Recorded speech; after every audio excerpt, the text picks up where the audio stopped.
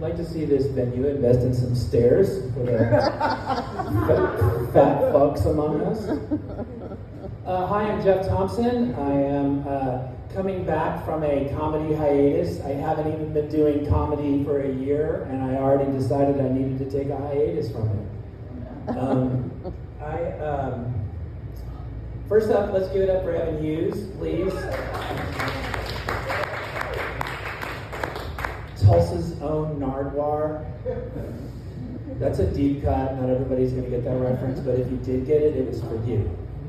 I love Evan. I love his love bombs on Facebook. Has anyone here ever received a like or love bomb from Evan Hughes where like he likes everything on your profile? No? Someone has? Golly, wow. It seems like that wasn't a hard question. Anyway. He liked a couple things on my profile a few months back, and I was like, oh, here it comes. He's about to go off, man. And then it was just like those two things.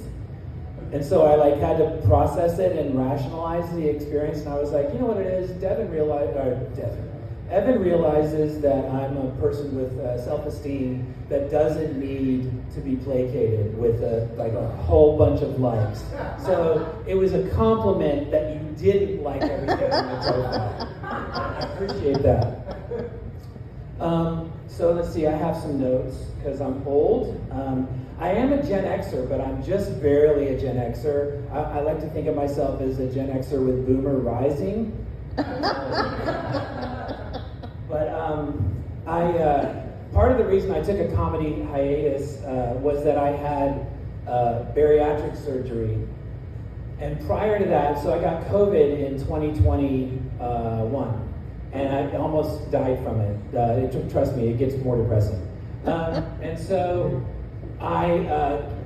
afterwards I was like, fuck, I gotta get more serious about my health. And so in the year of 2022, I lost like 80 pounds and I was feeling really good about myself until like the holidays came around and I put 40 of it back on.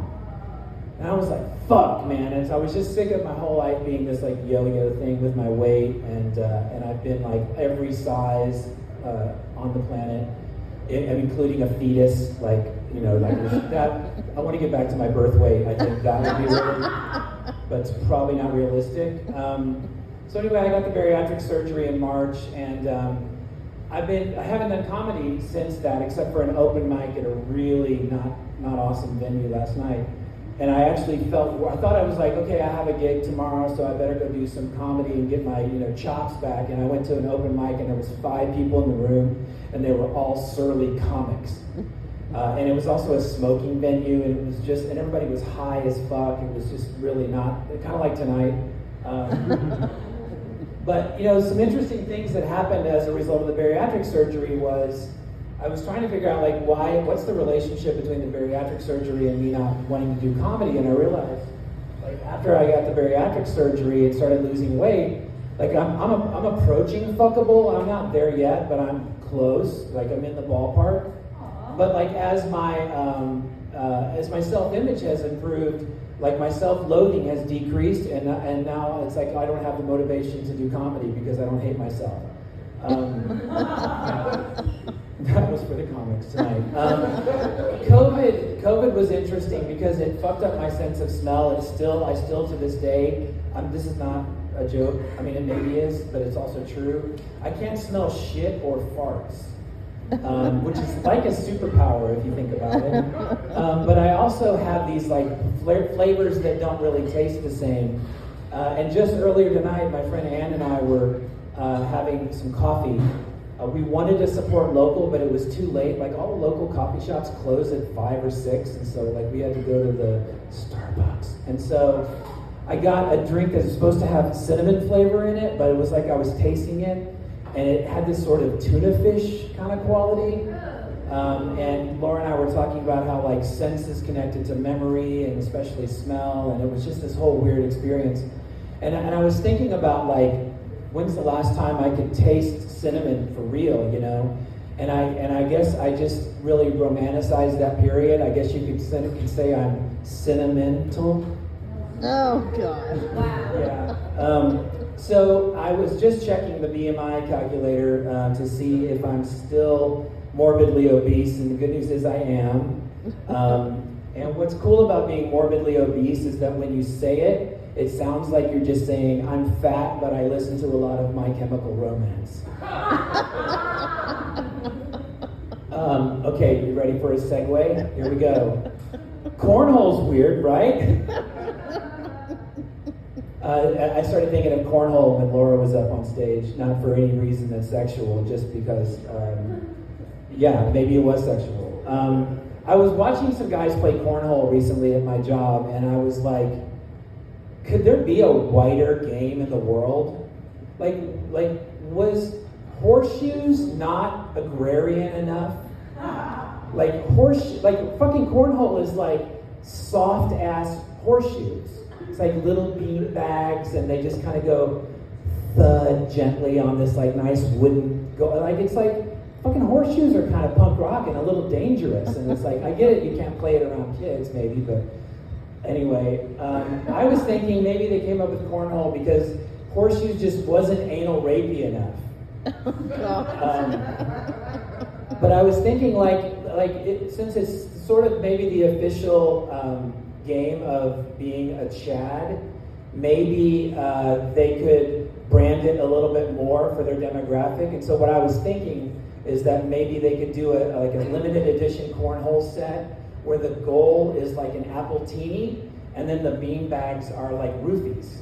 And you just try to throw the roofies into the appletini, because that would be popular with anal rapey Chads. Jokes are funnier when you explain them. I've actually been in this room a few times, but not since it's become the Whittier Bar, and I just fucking love that there's a metal bar in town. So, Jacob, I love you just because you work here, and if you're a regular here, you're cooler than me. But I came here when the building was up for sale, and there was a Beehive Lounge in here. Not the cool redone one, but this was when Blake was looking at buying it. And I was up here with Tiffany and Blake, and we came in the daytime to the Beehive Lounge strip joint. And let's just say that the day shift at a strip joint is a whole different vibe than the night shift. And what I was thinking is like there's this weird correlation between like the less conventionally attractive an exotic dancer is, almost the more confident and daring they get with their moves. And it's sort of like a Dunning-Kruger effect of striptease. Does anybody know what the Dunning-Kruger effect is? Yeah, one person. That was for you. So as I'm thinking about like aging and losing weight and like what does that mean to be, and I'm leading a 6-year relationship that was we were essentially roommates. And so like it's been a very kind of sexually desolate period in my life. And I'm kind of okay with that. I don't know that I should be okay with it, but I am. But what's interesting is I'm starting to think about like, well, what's the ideal person that I'm attracted to? And I'm not even sure it's solely women anymore. Like I was asking Anne, like, like we were talking about the idea of being pansexual, and I hate labels, so I don't know that I would ever identify as anything specifically. But I was just asking my question, like I don't know what women are attracted to anymore, except for 2 things. I know that they're into true crime podcasts, and I know that they're into dresses that have pockets. But beyond that, I can't really parlay either of those things into kind of like a move, like a sexual, like, hey baby, do you want to go listen to a true crime podcast? I've got a pocketed dress. There's just no way. So I'm not going to really be parlaying that. I think I'll close out with something that I think is really topical. Bidets. You guys are hip to bidets. They're kind of right? Bidets are kind of having their moment right now. They're kind of making a solid comeback. Bidets are like where cauliflower was like 3 years ago. And now bidets are having their moment, and what I was thinking is that there's some technology that probably should be woven into the bidet design that I think is an underutilized possible feature, and it would be noise canceling technology. Because I pee sitting down, Except, however, now see, it's weird. As I've gotten older, I've gotten lazier. But when I was a lot heavier, because I'm down 130 pounds from my highest weight in 2022. And, but I still identify as a fat person, so I still pee sitting down. And as I've gotten older, occasionally, the downside of that is that my balls occasionally graze the toilet water, which is not fun. But it's nice to be able to pee sitting down because you can like lay on your phone and you can like have it be like a little bit of a break. But if you fart while you're sitting on a toilet, it like echoes. It's like this whole like boom, like much louder than a fart normally would be if you were just like crop dusting. And so I think noise canceling technology. And I even have thought up a potential name for the concept. It would be the hush poopy.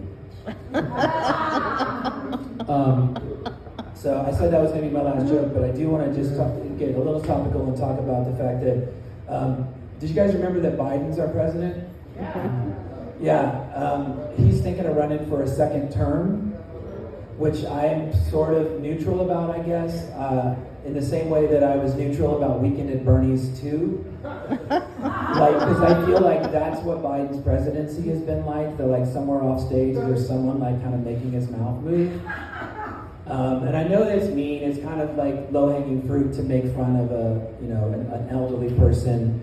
But what's interesting is that low-hanging fruit is also the nickname that Jill Biden has for Biden's testicles. So it kind of ties the whole set together there, guys. I'm Jeff Thompson. Thank you very much.